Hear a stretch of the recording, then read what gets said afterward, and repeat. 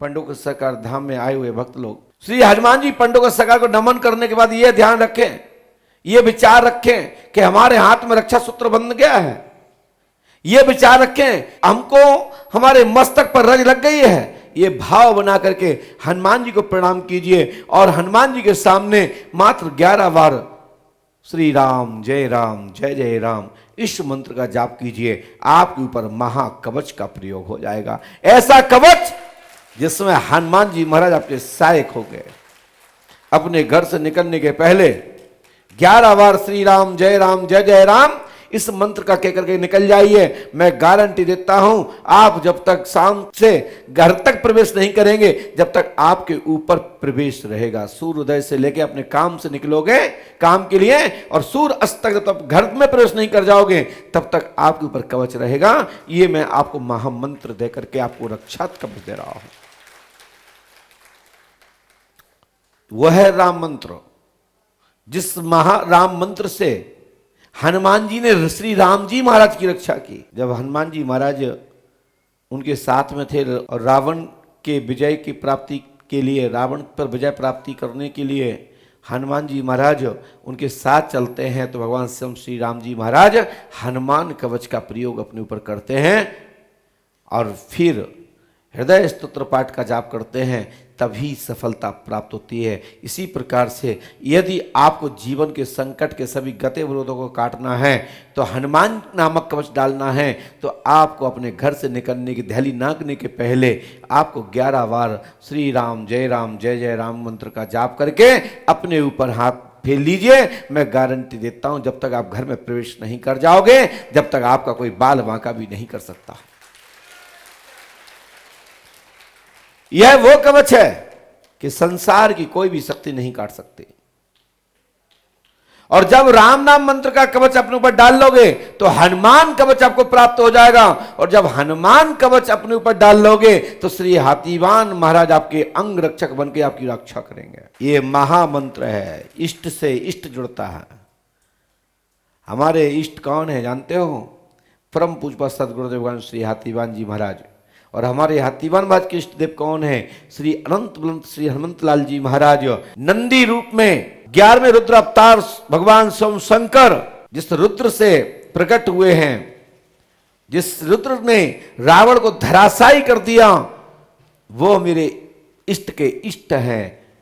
और फिर वो नंदी स्वरूप हनुमंत लाल जी महाराज स्वयं शंकर हैं, जो हमारे श्री राम जी महाराज हनुमान जी महाराज के गुरु हैं। और हनुमान जी के गुरु श्री शिव हैं और शिव के गुरु शिव दूसरे स्वरूप में सदा शिव भगवान राम के गुरु है। एक दूसरे के पूजक इष्ट है। श्री पंडोकर सरकार त्रिकालदर्शी देव दरबार में दैहिक दैविक एवं भौतिक ताप आदि संकट निवारण आपके यहाँ की बताई गई विधि को नियम अनुसार करते हैं, तब सफलता संभव है। अंततः सफलता नहीं मिलेगी। शेष यदि मिल भी जाती है तो ये आपकी किस्मत है और आपकी भक्ति का कमाल है। कई बार दवा ना लेने पर भी लाभ मिल जाता है, तो इसका मतलब यह नहीं कि बीमारी ठीक हो गई। कई बार आपके हीमोग्लोबिन पावर होने के कारण आप बीमारी को समा लेते हैं। जब हीमोग्लोबिन पावर कम होता है तो वो बीमारी फिर डबल पावर में आती है। ये ध्यान रखिए। इसी प्रकार से भूत बाधा भी है, प्रेत बाधा भी है। कई बार बिगड़ झाड़ फूक के ही लाभ हो जाता है। कई झाड़ फूक करने वाले लोगों के औजाओं के तुक्के लग जाते हैं, जो कि उनको पता है कि मैंने कोई किसी क्रिया नहीं की, कोई अनुष्ठान नहीं किया, कोई जप नहीं किया। देखो इसको मैंने कहा था लाभ मिल गया, लाभ नहीं मिल गया। वह शक्ति कुछ क्षण के लिए सुता ही दब गई, पूर्ण पावर में आने का इंतजार कर रही है। कब?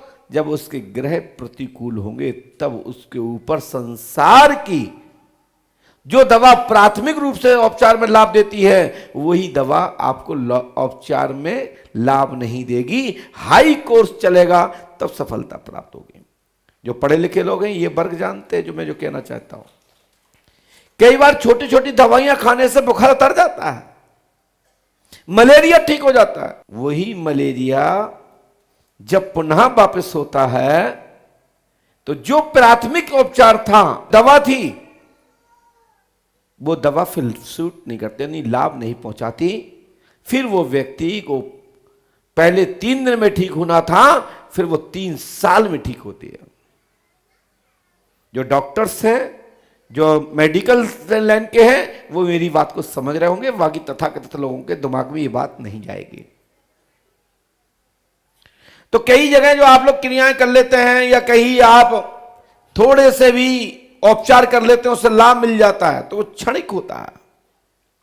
उसके लिए किसी अच्छे आचार्य के पास, अच्छे गुरु के पास, किसी अच्छे साधक के पास जाकर के उसका परामर्श करना चाहिए, तो आपकी प्रेत आदि आत्माओं का बाधा का निवारण हो जाता है। ऐसे मैंने हजारों सैकड़ों उपचार सोशल मीडिया के माध्यम से बताए, चाहे वो लौंग का हो, चाहे तुलसी के पत्ते का हो, चाहे पीपल के पत्ते का हो, चाहे ईया झारे का हो, चाहे आपकी लजवंती का हो, चाहे गुदनू का हो, चाहे शंकावूली हो, चाहे मदन मस्त हो, इत्यादि कोई भी आयुर्वेद के अंतर्गत आने वाली औषधि हो, यदि उसका उपचार आप नहीं जानते तो किसी के द्वारा बताया गया उतना तो ठीक है, कभी कभी उस औषधि का भी साइड इफेक्ट होता है, ये ध्यान रखिएगा।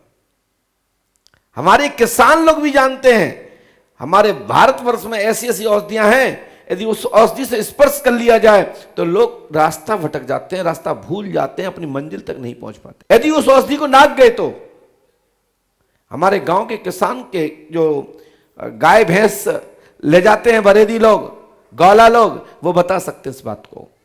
विशेषकर हमारे पाल समाज के लोग बता सकते हैं, यादव समाज के, या जो भी बरेदी हैं, गालव हैं, जो घूम रहे हैं, गाय बछड़ों को चरा रहे हैं, पशुधन को अपना रखवाली पर उनको चरा रहे हैं, वो बता सकते हैं कि ऐसी ऐसी औषधियां हैं, स्पर्श करने मात्र से पूरा शरीर में फलके पड़ जाएं। ऐसी ऐसी औषधियां हैं कि फलके 1 मिनट में खत्म हो जाए, बड़े बड़े घाव खत्म हो जाएं। यदि उस औषधि को नाक गए, आपके संपर्क में आ गई, तो आपका दिमाग डिस्टर्ब हो जाए, भूत बाधा की तरह दिमाग डिस्टर्ब हो जाता है। मैं कहना चाहता हूं, हमारे यज्ञ के माध्यम से, अनुष्ठान के माध्यम से, औषधियों के द्वारा यज्ञ किया जाता है। जो दुष्ट आत्मा है, जीव जंतु, जीव बलि चाहते हैं, उनके लिए पंडुकर सहकार में बलि कुंड की स्थापना की गई है। उस बलि कुंड में नारियल, औषधि छोड़ने मात्र से आपके देवी देवता, जो पितरगण हैं, पूर्वज हैं, जो तुच्छ आत्मा हैं, जो प्रेतादि रूप में है, पितृगण में है, वो उनकी आत्मा तृप्त हो जाती है, वो जीव बलि नहीं लेते।